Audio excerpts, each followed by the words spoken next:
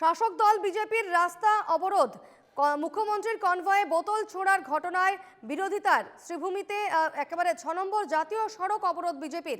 এদিন কংগ্রেসের বিরুদ্ধে তুমুল বিক্ষোভ প্রদর্শন করেন বিজেপির নেতা কর্মীরা।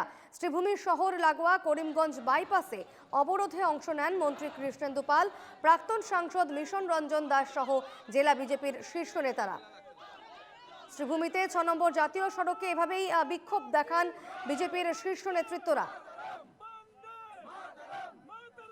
রাস্তা অবরোধ করে বিক্ষোভ দেখায় বিজেপির নেতাকর্মীরা।